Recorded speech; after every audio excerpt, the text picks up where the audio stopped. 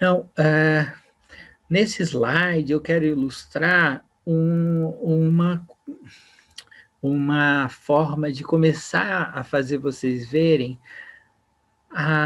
o que a gente observa que uma ave está começando a ficar doente. O que acontece? As aves na natureza, na maioria delas, né, com exceção de algumas que são os gaviões, elas são presas, né? Essas aves domésticas, os psitacídeos, passeriformes, são presas, né? Então, eles têm dentro deles um instinto de sobrevivência particular, em que é como se, entre aspas, eles soubessem que se eles deixarem que o predador perceba que eles estão doentes, eles serão selecionados pelo predador para serem capturados, porque vão se tornar uma presa mais fácil. Então, por causa disso, né, vamos explicar assim, eles criaram um mecanismo de disfarçar. A ave, ela está doente, mas ela disfarça, ela engana para que ninguém perceba que ela está fraca, que ela está doente. E por isso, se o proprietário, o tutor, né, responsável pela ave, não for um observador, uma pessoa que presta atenção na ave, ele poderá ser enganado também e só vai perceber quando a doença já tomou conta, já avançou muito, tornando mais perigoso, mais difícil de fazer um tratamento. Então, o que acontece? A ave, ela começa, quando a doença já começa a ser tanta, a ponto dela não conseguir disfarçar, ela vai começar a manifestar alguns sinais que o dono vai perceber. Então, assim, algumas aves chegam a mexer na comida para fingir que estão comendo. O proprietário vai perceber isso vendo que ela não come as sementes, apenas espalha as sementes. Tem que ser bem observador para perceber isso. Ela vai lá, mexe no comedouro, espalha a comida, mas não come. E depois dessa fase, ela começa a mostrar sonolência. A ave começa a ficar dormindo mais do que o normal.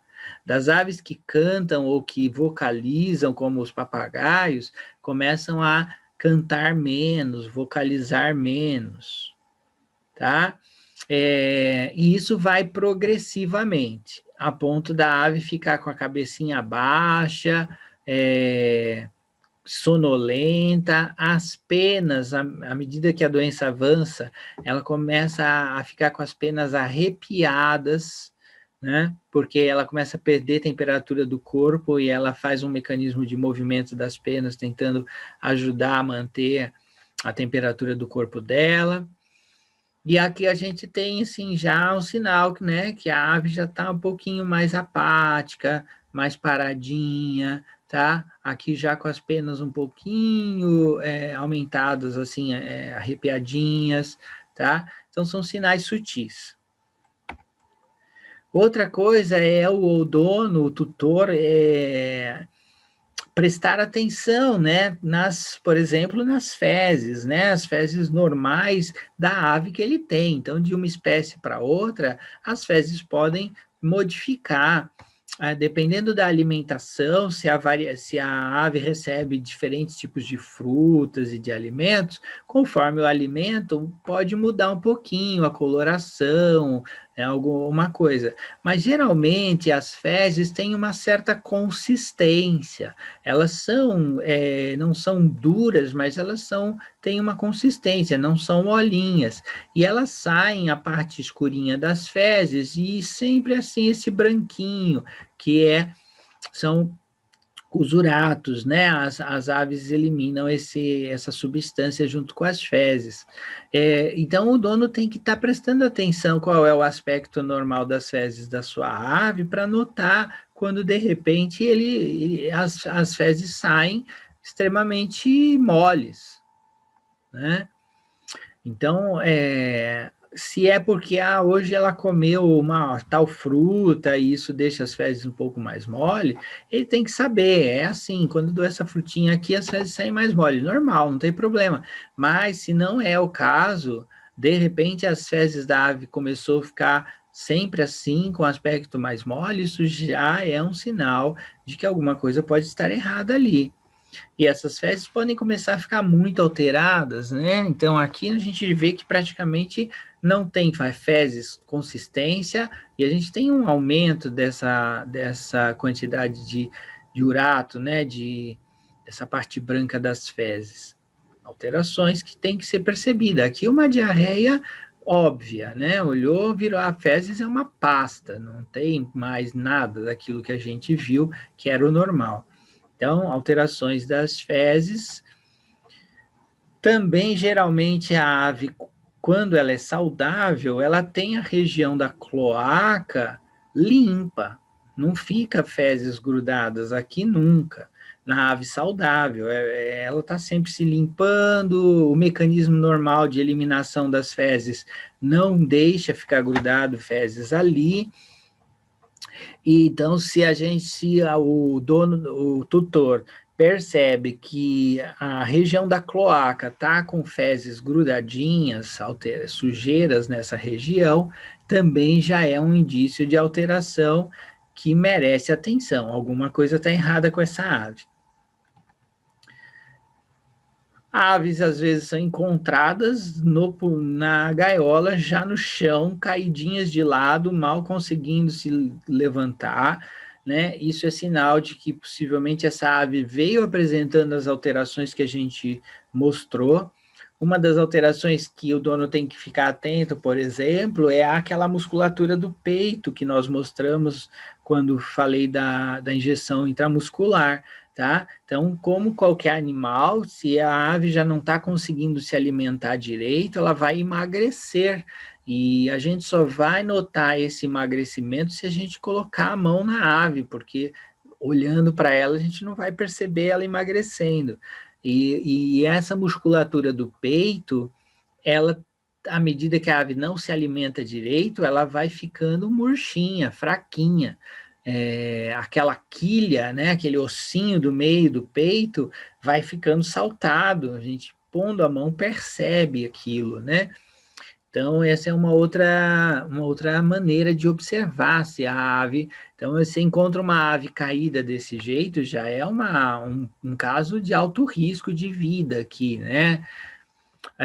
Mas se colocar a mão no peito e sentir que o peito está murchinho, magrinho, não é porque essa ave de um dia para o outro ficou assim, ela vem ficando doente, disfarçando, o dono não percebeu as alterações que a gente veio mostrando, algumas coisas que a gente veio falando aqui na aula, e infelizmente ela chegou no limite e caiu, e a hora que ela virou e falou, olha, Gavião, pode vir me pegar, porque eu não aguento mais disfarçar, eu não aguento mais fingir que eu estou bem.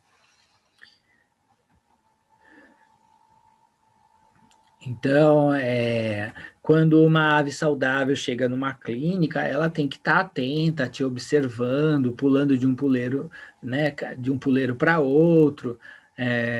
Se ela fica murchinha, com o bico escondido, sonolenta, a gente já percebe que essa ave não está em boas condições físicas.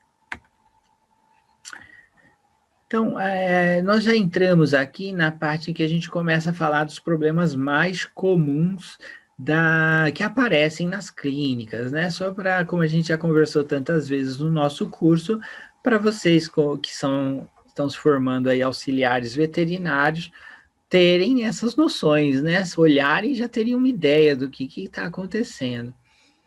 E aqui a gente vê um caso em que um papagaio está sem penas, principalmente na região do peitoral. A gente percebe que tem alguns pedaços de penas, né? E que essa aparência é bastante sugestiva de que essa ave esteja com o próprio bico cortando e puxando as suas penas, né?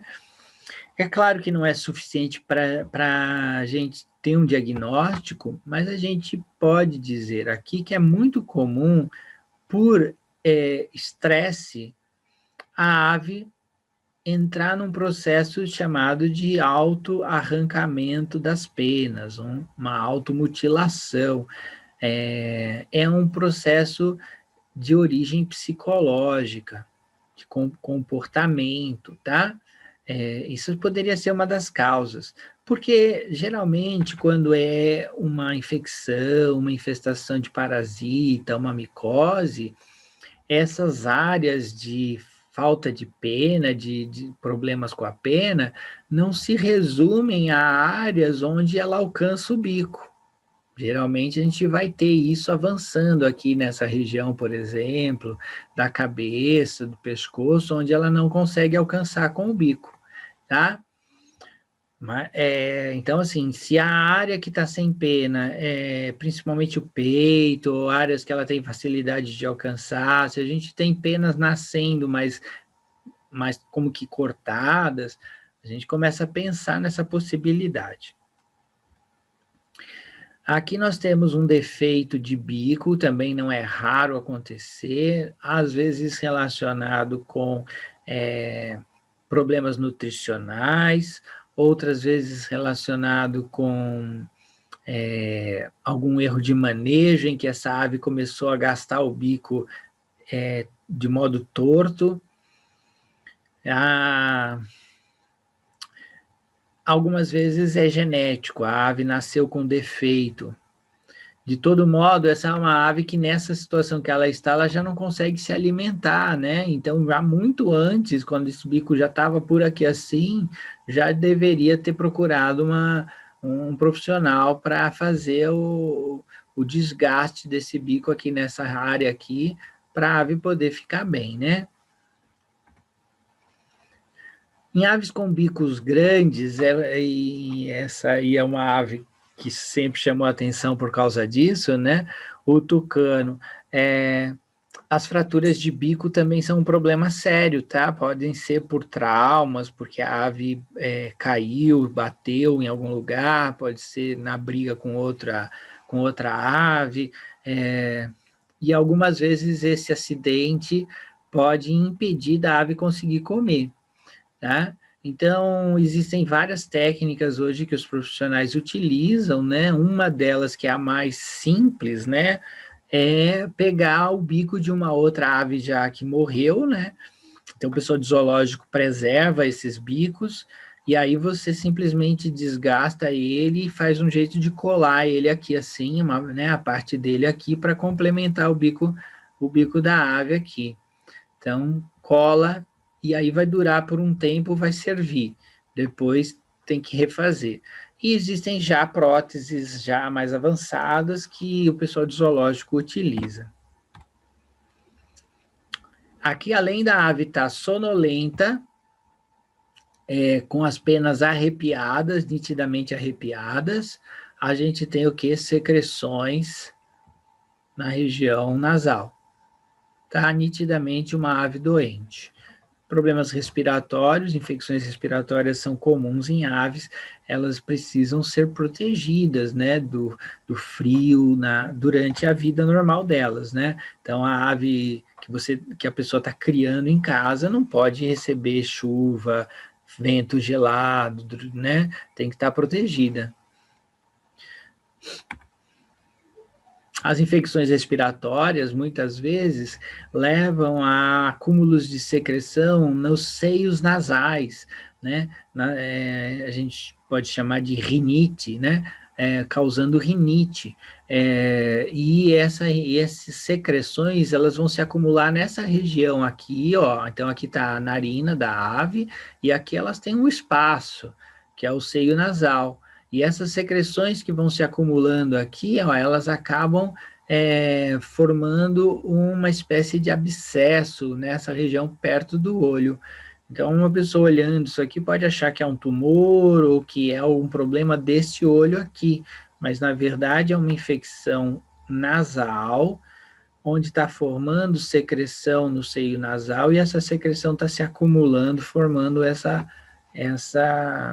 aumento de volume que a gente está vendo aqui.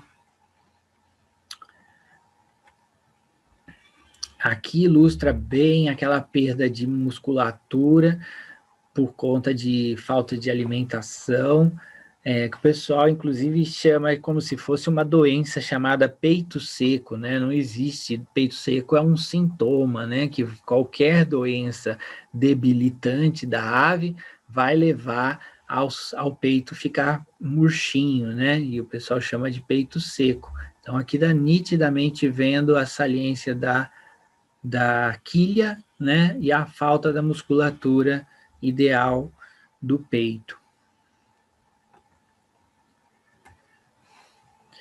Um outro problema bastante comum nos psitacídeos, em os passarinhos também, né?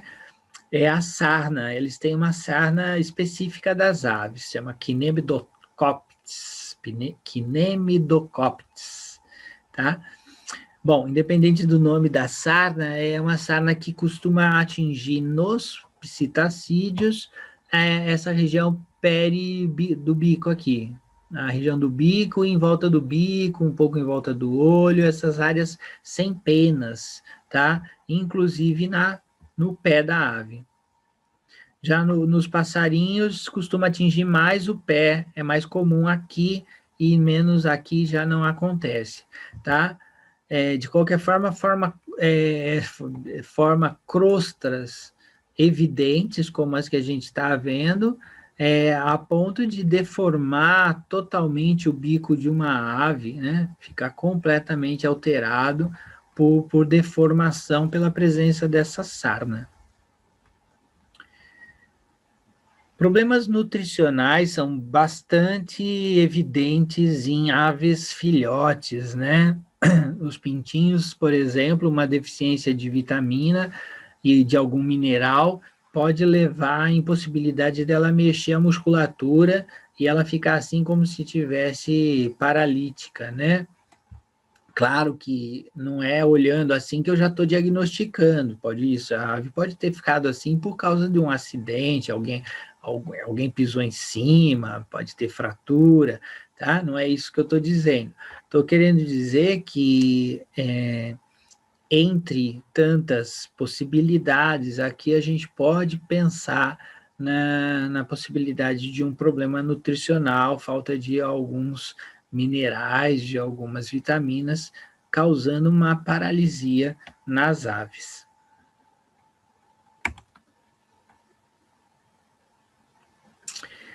Essa foto é só para falar dos ossinhos, né?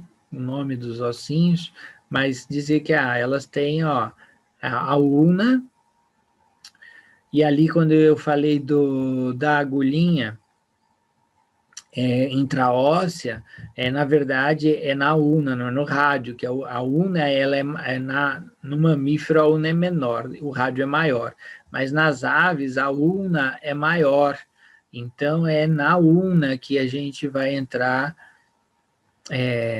com a agulhinha, exatamente, na verdade, daqui para cá, aqui vai entrar daqui para cá, dentro desse osso aqui.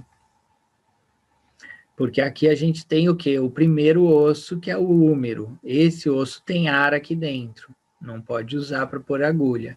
E aqui já é a escápula, já a ave está desse lado aqui, a cabeça da ave está aqui, ó.